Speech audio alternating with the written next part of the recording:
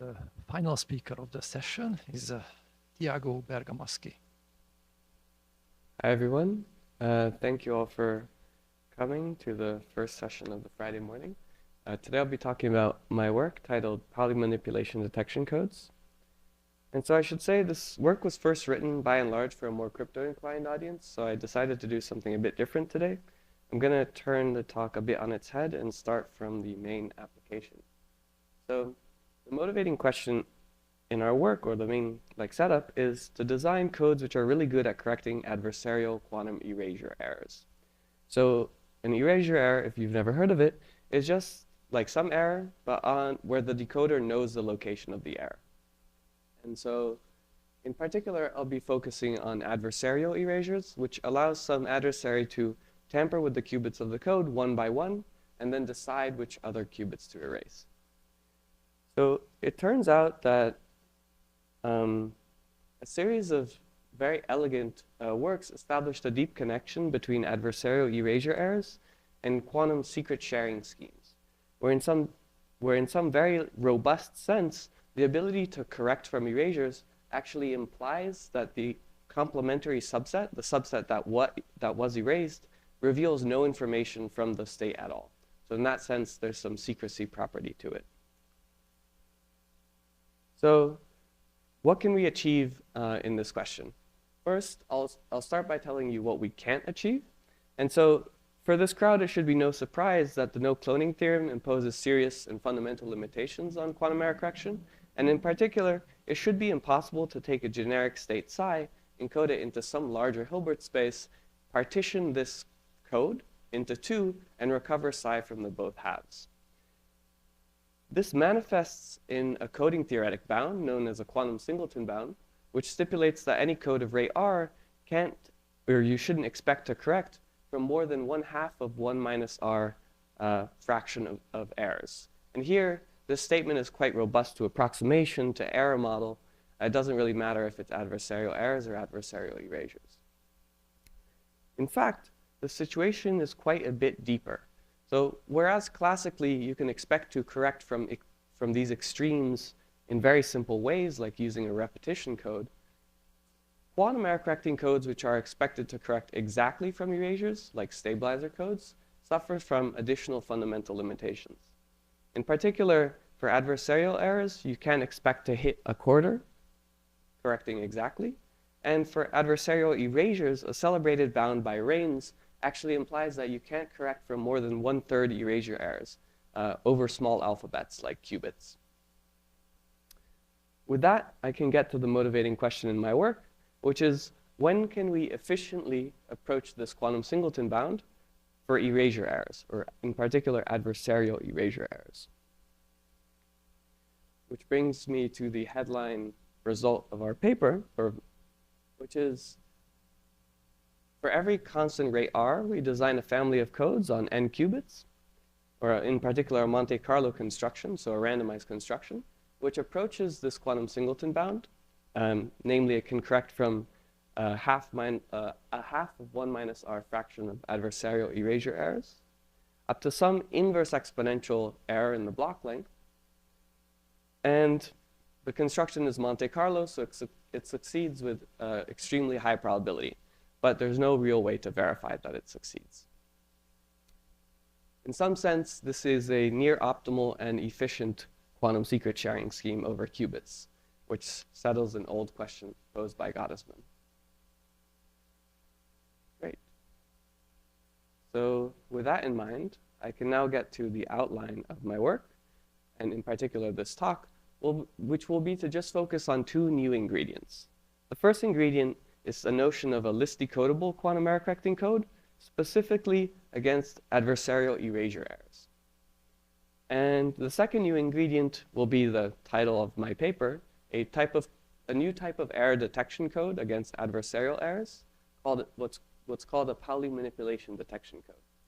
And the broad goal for today will be just to provide definitions and kind of a general purpose reduction which combines list decoding and this Pauli manipulation detection to achieve approximate erasure correction, inspired by and large by a classical work by Kramer, Damgaard, and Doetling.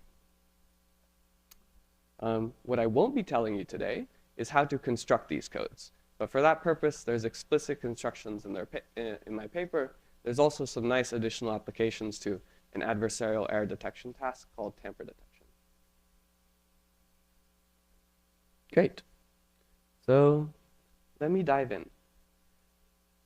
The notion of list decodable quantum error correction was first posed by Lung and Smith, and most recently in follow-up work by myself, Sam Gunn and Louis Golowich, we kind of made it a bit more user-friendly. And broadly speaking, the definition is quite intuitive. So generically, in a stabilizer code, you'd like to measure some syndrome and using that syndrome information, find some error to apply. And whenever or like some correction to apply. And whenever the error weight is sufficiently small, you can expect that there's just one unique error consistent with that syndrome. But if you'd like to correct more errors, you need to introduce a relaxation. And that relaxation is often referred to as list decoding. So in particular, a stabilizer code is said to be list decodable if there's at most L distinct errors. Here, there's some error degeneracy involved. There's at most L distinct errors consistent with any given syndrome and of bounded weight. And the main technical hammer in this previous work was the statement that if you take the CSS code of any two classical list decodable codes, of course satisfying the dual containing condition, then the resulting quantum code is actually list decodable in this quantum list decodability sense. So you might be asking, why don't I just use this previous work? Well, the issue is that it was over large alphabets. And in particular, we don't actually know of any good quantum list decodable codes over qubit alphabets, not even randomized constructions. With this in mind, I can get to list decoding from erasures, which in some sense is a very related but tangent definition to the previous slide and quantizes an old concept by Guruswamy.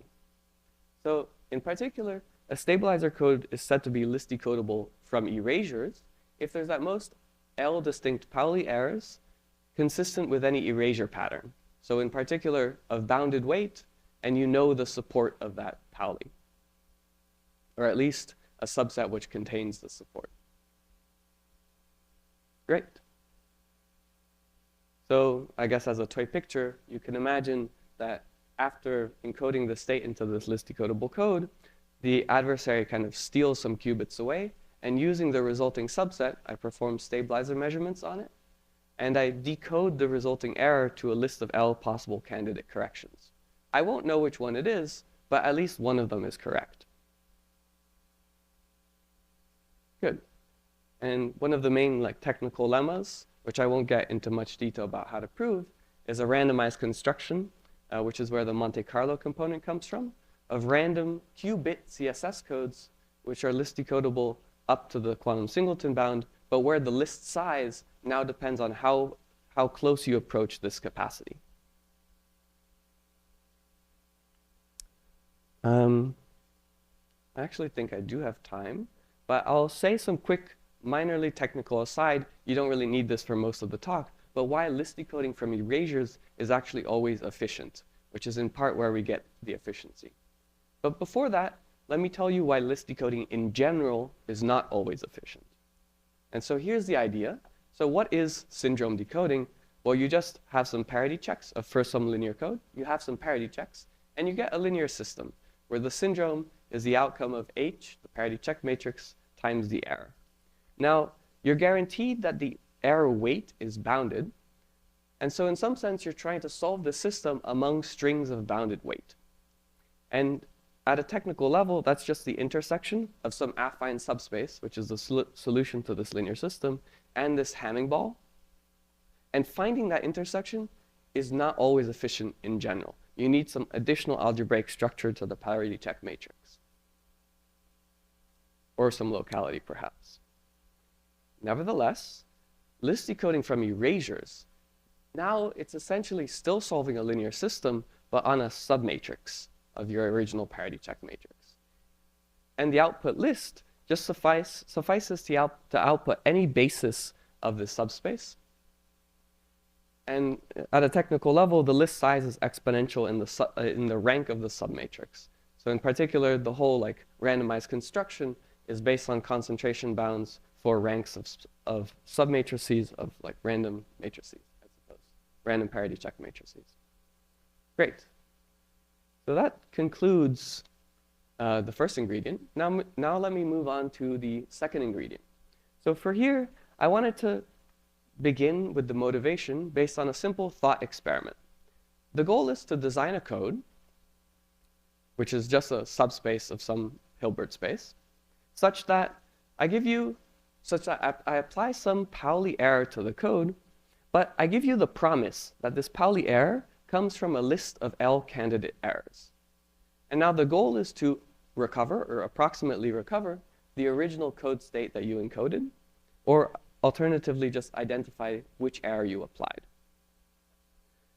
And here the decoding channel is allowed to depend on the list of candidate errors, but the decoding channel is allowed to depend on epsilon, the list of candidate errors, but the encoding channel is not. So I claim that the following definition, which I'll stipulate as a Pauli manipulation detection code, actually wins this game in some sense. And in particular, it states that an epsilon PMD code, which again is the title of the paper, defined by some subspace pi, satisfies for all possible n-qubit Pauli errors, no matter the weight. Pi e pi, which is I guess I'll describe the intuition shortly. The operator norm of it is bounded by epsilon. Now, I realize this might seem scary at first glance, and I'll spend the next few slides unpacking the definition, but ultimately, the reason I wrote it like this was to parallel the Canil-Laflamme conditions for error correction, which are written somewhat in this flavor. Great.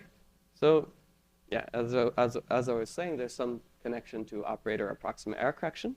But let me spend a few slides trying to unpack what this definition is saying. Well, here's the idea. Well, consider the following thought experiment, where again, I'm in this setting where I applied some Pauli error E to the code. And the question is, can I detect if an error is on the code or not? Can I detect if the adversary applied a Pauli error or not? And so the obvious thing to do is just to project onto the code space. You perform a projective measurement, pi identity minus pi. Presumably, if you can encode into the code, you can project onto the code space.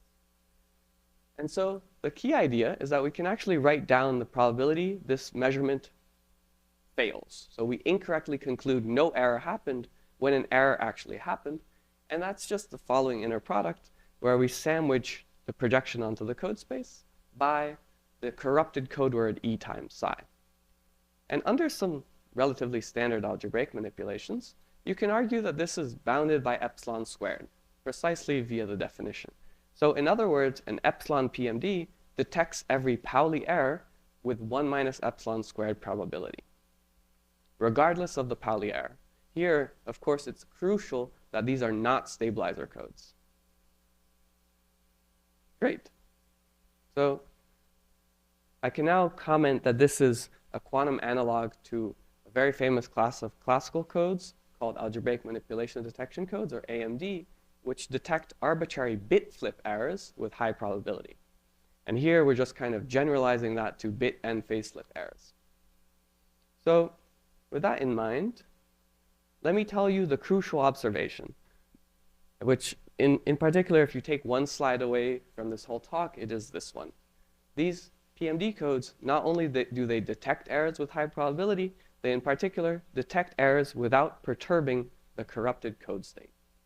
So in particular, if you know some measurement succeeds with high probability, then performing that measurement will not change the state too much. This is the well-known gentle measurement lemma. And in particular, if you condition on the measurement succeeding, I minus pi just outputs an error happened, then the resulting state is still close to the corrupted code word E times psi. With that, we can now return to the Pauli distinguishing game, where I'll suggest a very simple algorithm to actually solve this game and identify what error occurred. And it's pretty natural. We just guess the first error by reverting E1. And we perform the measurement to check if an error happened. And the key claim is that if the measurement succeeds and concludes there's still an error on the code, then the post-measurement state is still close to the pre-measurement state, which has this corruption. We can then revert E1 and try the next correction E2 and do the same thing and sequentially perform this like distinguishing and error detection until we get to the true error E1 where it actually succeeds. The key lemma in this paper is the statement that we can recover this original code state from a list of L possible candidate Pauli errors up to an error in trace distance, or the norm of you prefer, of L times epsilon. L, again, the list size, and error epsilon, the epsilon PMD definition. Fantastic. So now let me conclude the main technical part of this talk and put everything together. So the code, the secret sharing scheme, is now defined on a composition where I'll first take my message state psi, I'll encode it into this PMD code, and then I'll wrap everything and I'll encode it into the list decodable code. Now, if an erasure pattern happens, the first part of the decoding algorithm is to run the list decoder. I measure the stabilizers of the list decodable code, and I get a list of L possible candidate corrections. And at a technical level, since the list decodable code is a stabilizer code, Pauli errors on the list decodable code correspond to Pauli errors on the inner PMD code. And subsequently, I play the Pauli distinguishing game, where I try to iteratively guess which error actually occurred using the inner error detection code to check which of the errors happened. And I claim that the resulting, after I'm happy with the outcome, I can revert the encoding of the PMD code since it's unitary. And the claim is that the resulting state is still close to the original state up to an error which is just polynomial in the list size and the PMD parameter epsilon. And here, it's polynomial instead of linear as in the previous slide, because I also want to address adversarial errors and superpositions of errors and so on. Great. That concludes the main technical part. I wanted to spend my last few minutes saying a summary, some future directions. So the summary is that I coined this new type of adversarial error detection code. It's called a PMD. I presented, well, not in this talk, but some constructions and some nice applications to secret sharing and non-malleability, which is a type of adversarial error detection. The classical counterpart of these codes, called AMDs, is actually widespread throughout cryptography or information theoretic cryptography. There's applications to randomness extractors, to non-malleable codes, to multi-party computation. It would be kind of curious if we could use these things for other applications, but I haven't figured out anything else. And just to comment on some future directions, it would be nice to construct these PMDs from other primitives, or just nice randomized constructions, perhaps. A particular question which I really like is on list decoding algorithms for LDPC codes. I have some follow-up work with some folks at UIUC on the topic. But in particular, a question I really like and can't solve is on list decoding algorithms for quantum Tanner codes. And there's some comment in this original work by Lung and Smith on designing improved entanglement distillation protocols based on list decoding. And this actually stems from an observation by Gottesman. But I don't think anyone wrote it out or tried to analyze the parameters of efficiency and the rate distance trade-offs, I guess. That would be a nice direction, too. Thank you very much.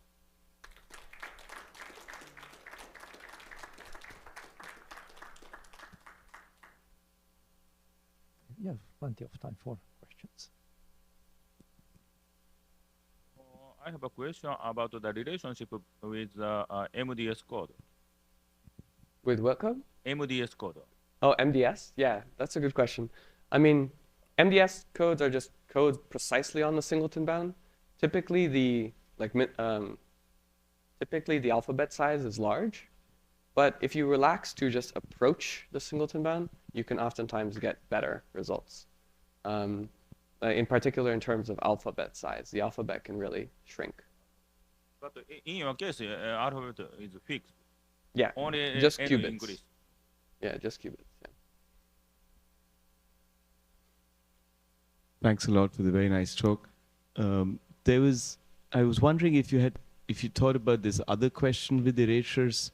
So there's this old problem with how many erasure channels can you use to simulate another erasure channel with low erasure probability? This is one of these Hastings questions and comes up everywhere. Yeah, that's an interesting question. I don't have much insight. I guess the real motivation here was secret sharing, where it's more of an adversarial erasure setting.